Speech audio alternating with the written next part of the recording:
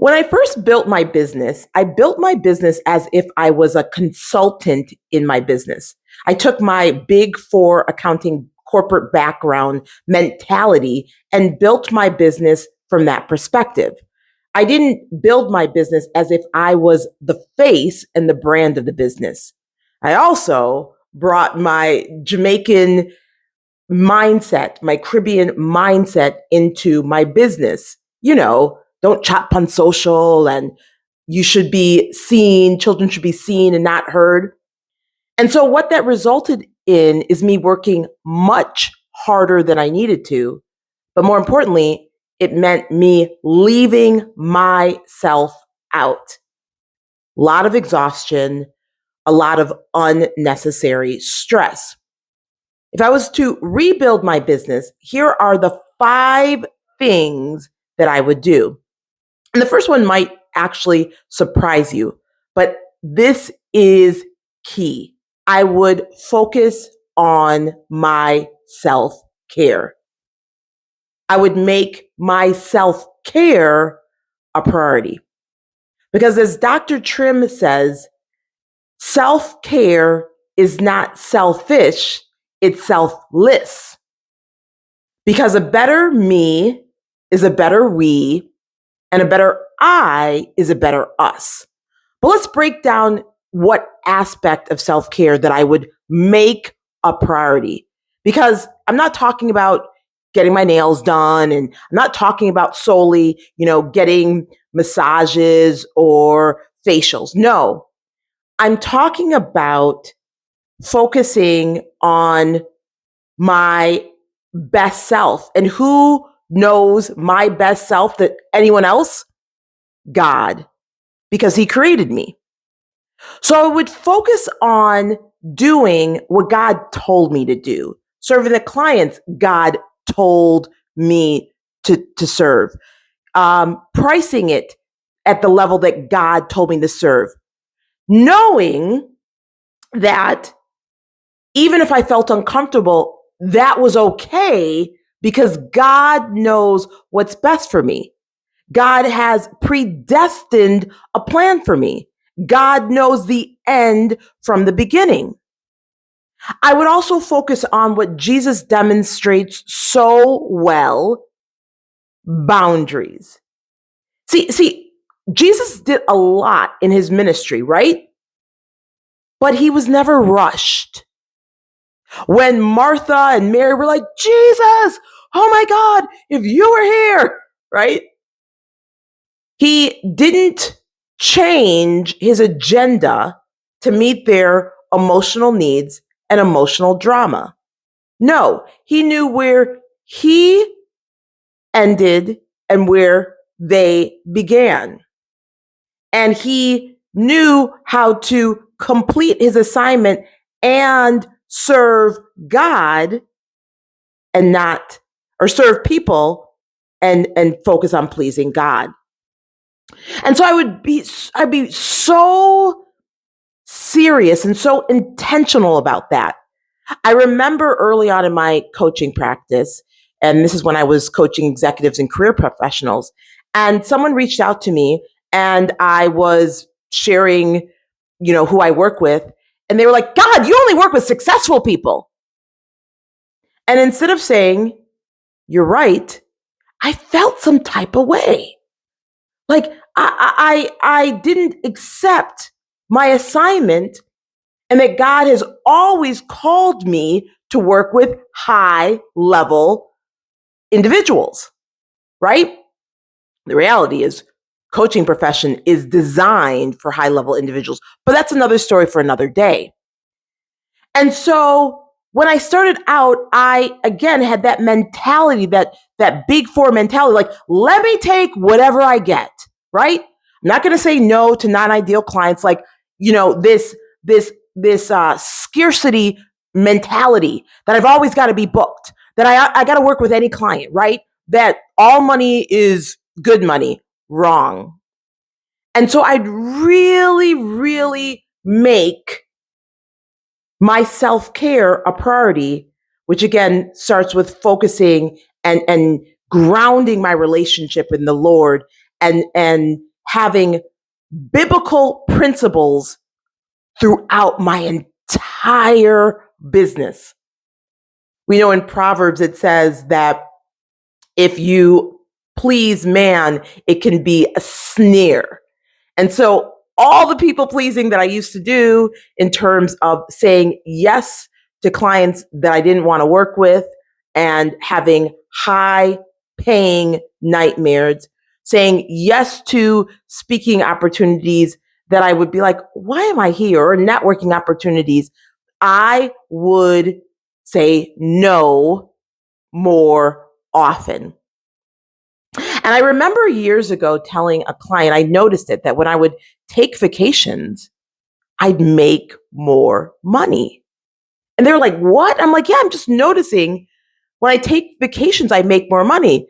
Like, during the vacation, I'll get more people reaching out to me after the vacation. Like I would notice this. And one would think, well, Althea, did you take a lot more vacations? No! Like, what?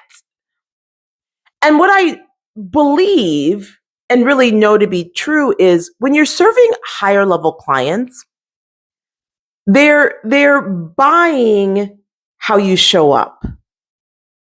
They're not only buying the results that you can help them achieve and the transformation that you can help them experience, they're buying you, right? And so when you are demonstrating and exhibiting the fruits of the spirits, peace, joy, love, patience, long suffering, say it with me, you're more attractive to them. But catch this, you're also more attractive to the Holy Spirit and hearing from God and operating from a place of victory, right? And abundance and prosperity, and not overwhelm, scarcity, lack. So I would prioritize my self-care in those areas. Oh, and the last thing in terms of prioritizing self-care, which is self-mastery, is I would be so intentional about the words and the thoughts that I said to myself and thought to myself about myself. Like I would be taking those thoughts captive. I wouldn't be speaking death to myself, and be super intentional about, again, how I care for myself in the words that I use with myself and with others about myself, the thoughts that I think about myself. So, number 2, the second thing that I would absolutely do differently is I would build a personal brand. And this is really, what I did not do. I'm laughing because I remember my first website and the designer and my coach was like, put your face on the header. I'm like, why? The fear of rejection, I just had so many limiting beliefs and I didn't want myself front and center, which it's an interesting thing I say because I grew up as a professional ice skater, dancing. And so I never had a problem being on stage, but something about being on the website, right? No, and my first website, it's like we had stock images. It's like, I just want to be hidden. And I just didn't understand branding. I didn't get it at all. I may have quoted it, but intrinsically, I didn't understand, or maybe my doubt and my fear clouded my understanding of the importance of branding and building a personal brand and sharing my story. Even though we know that they were healed by the words of their testimony, i.e. story, and the blood of the lamb. I just didn't see the value. Now, when I was coaching my clients, I felt comfortable. I felt safe, sharing about myself. But personal branding, like, what is the point? The content is good enough. So I would definitely, absolutely focus on building a personal brand. And guess what? I've really embraced it this year, and I'm having so much fun because I have a better understanding of branding and how it accelerates and makes sales easier. And I'm all about sales. I love sales, right? Let me just a side note. Selling is serving. Selling is leading. Selling is listening to potential clients and customers to understand their needs and providing a product or service that meets those needs. I got to put that in there because, selling has a bad rap.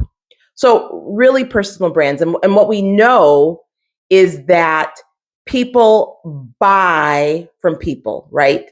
That more people are following Richard Branson on social media than they're following Virgin Airlines, right? The company that he owns. So definitely focus on personal branding and continue having a blast, right? With that. So number 3, and this is what I learned and continuing to learn from Rashonda E. Pratt. Make sure to follow her on social media. Think on IG. She is the Rose Show Live. And so what Rashonda taught me is to think like a producer in regards to creating content. And I would be building a media company and not a coaching company. So my first coach, shout out to Jeff Williams, I remember he said, this is 2006. He said, you want to be in front of 1,000 people. Each year, think you want to be in front of 1,000 people. And so we had a strategic plan. Well, he created the plan and I executed it in getting me in front of 1,000 people. And I was speaking at professional associations, at networking events. I mean, in a very short time, I went from speaking locally at a professional association to then being hired to speak at their national convention in training leaders. And I will never forget, Jeff always said, act locally, think globally. Love it. Still do. And so this is before social media. So in front of 1,000 people back then was a good, stretch goal. Now we can get 1,000 people and more, right, with one video. But what I would be doing differently is, again, thinking like a producer. And when we think like a producer, what Rashonda has taught me is that our social networks, right, YouTube, Twitter, if we're on it, LinkedIn, Facebook, IG, they are our different affiliates. Like we have our own media company, our own media channel, and these are our different affiliates. And so when you're thinking like a producer, you're really focused on what is the content that my audience needs and wants to hear, right? And you're literally producing content like a television company, like a media company. And so I would really embrace that because I didn't get it, right? Like I used to say, and it's probably still true, that if I didn't have a business, I wouldn't be on social networks. It's not 100% true, but I was a time, gosh, you guys, what was that first one? Like in 2006, 2007, was it Friendster? Like I just wasn't on it, right? And I remember people telling me, and I'm like, I don't get it. I'm not interested. You have to remember, I am very, very low tech, high touch. I'm smiling because my mom's like, she doesn't watch TV and I've never owned a microwave, right? Like, so I just didn't get it. But now I understand the value of it. And in terms of reaching my audience, serving my audience, creating a community, creating connections and relationships. You know, Rashonda, who is a friend of mine and also someone who I've invested in, it's through social media that I found her, right? And so I would be creating content from that mindset, from that perspective, because we also know, and this is tying in personal brand and media, that what is personal is professional, right? And we also know that people are going to interact with your brand well before they meet you. What do I mean? Right? They're going to engage with your website. They're going to engage with hearing you on podcasts. They're going to engage with your YouTube videos. They're going to engage with your social media content before they actually meet you in real life or talk to you via Zoom. And so I really changed the way that I thought about building my business and the business I was building and about creating content. I got to tell you, being on this side now, so much fun. So much fun. Okay, number 4. Oh, and I would only serve high level clients. Did I say that too fast? I would only serve high level clients. Now, when I got trained and certified as a coach back in 2004, 5-ish, there was 5 professional coaching schools in the International Coaching Federation, ICF website that were accredited. No. There was 11. And my coaching school, shout out to the Coaches Training Institute, was number 2. And there was a lot of emphasis on the roots and the history, not a lot, but enough of the roots and the history of the coaching profession, right? And it came out of physical, like physical coaches, right? I'm not saying that right. Physical coaches doesn't sound right. Like coaches that professional basketball players and professional athletes had. It came out of that school of thought. And it was designed for high level professionals. Because at the end of the day, coaching is helping you go from where you are to where you desire to be. There's not much looking back, right? That's what makes it very different than therapy. And it's all about, helping the individual and really knowing that they're resourceful and they're whole and they're creative and they can solve their own problems. Very different than therapy, mentoring, and consulting. All are valuable.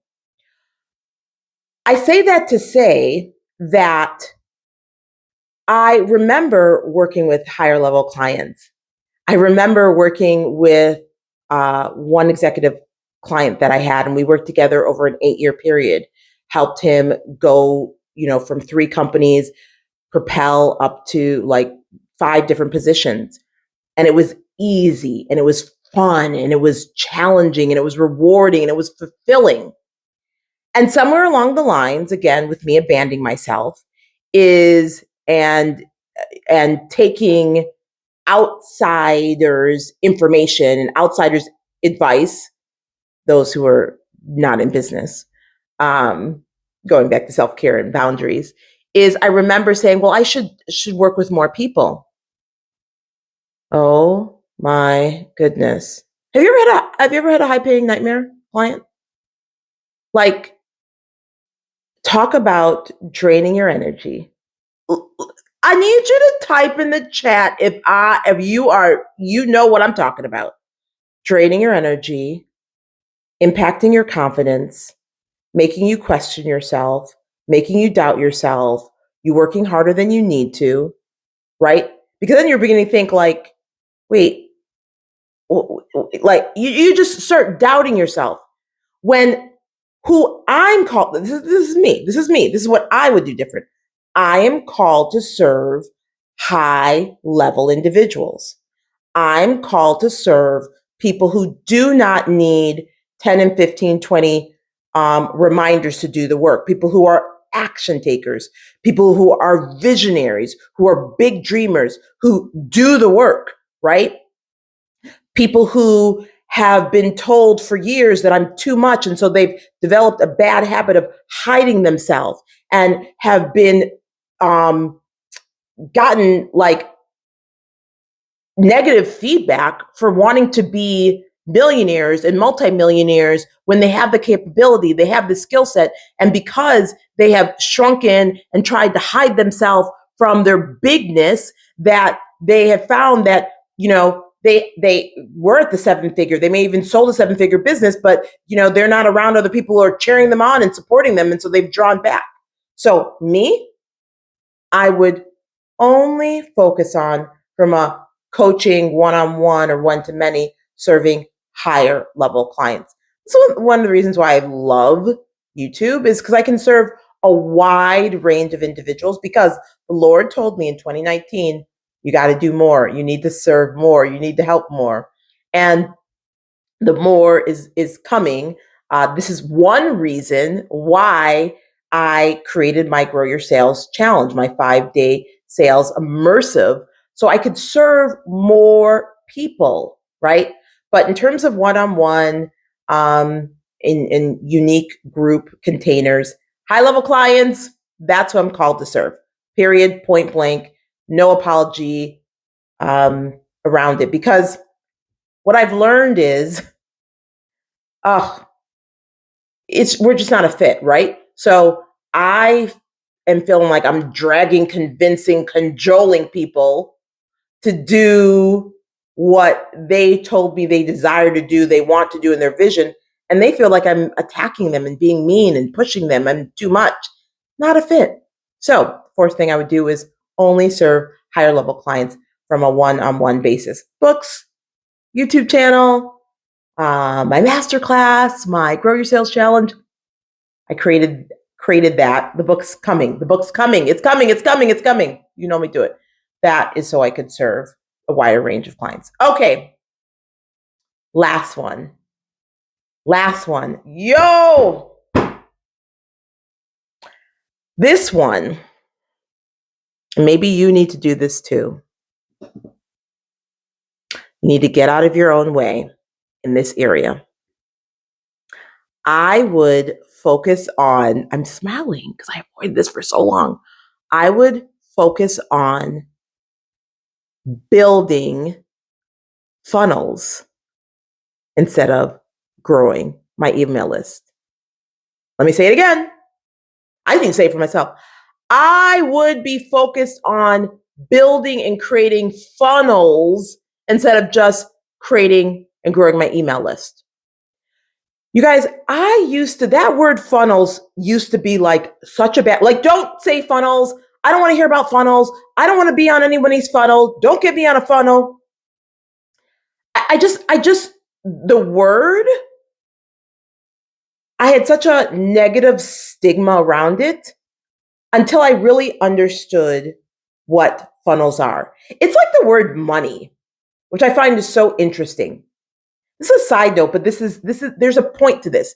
You know how certain people respond when they hear, oh, I had $1 million month or $1 million year or $1 million day, or, or a 6-figure month or a 6-figure year. You know how some people are like, oh, they hate to hear, the million around money, but they love to hear, I opened 1 million churches. I had 1 million downloads on my podcast.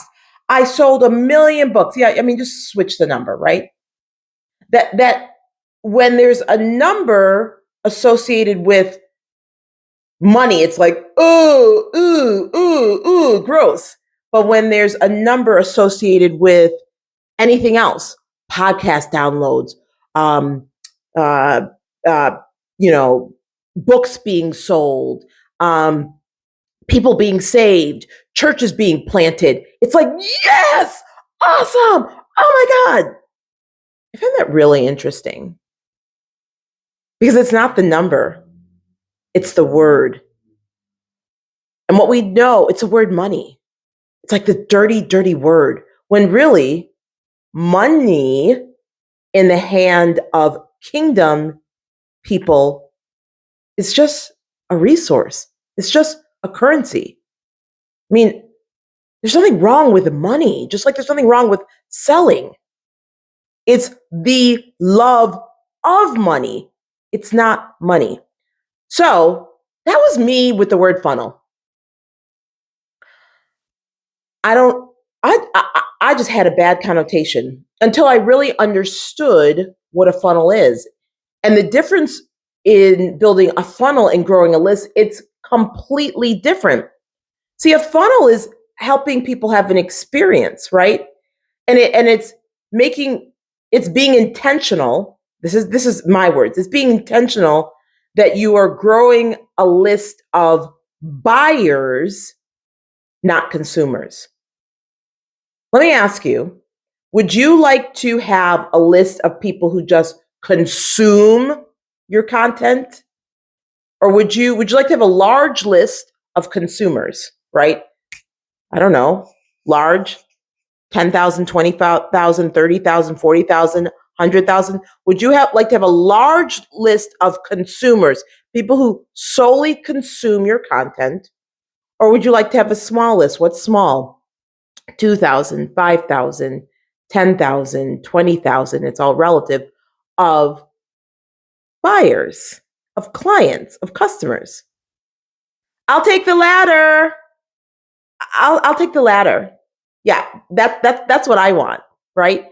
And so a funnel is intentional about creating that, right? Because we're not just doing things to do it. We are doing things with intentionality. What did Travis Green say? God is intentional. So these are the 5 things that I would do differently. I'd love to hear below which one resonated with you. Which one would you be like, yes, I would absolutely agree with you, Althea.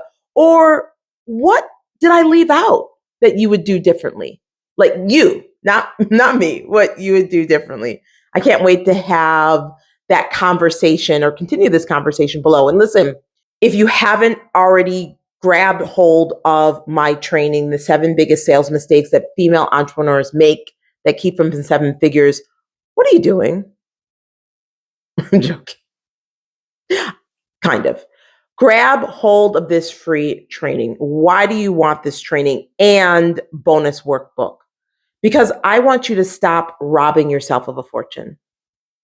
I want you to gain awareness of how you are sabotaging your success. I want you to stop feeling guilty about being paid a lot of money. Let me say it again, a lot of money to do what is easy and natural for you and is hard for others, and what God has blessed you with. Because you do understand that selling is greater than a skill. Selling is an opportunity to create wealth while simultaneously, that kind of came out a little interesting, while simultaneously helping people get what they want and get rid of the pain that they want to get rid of, which is basically get what they want. So go ahead and grab that training. The links are in the description.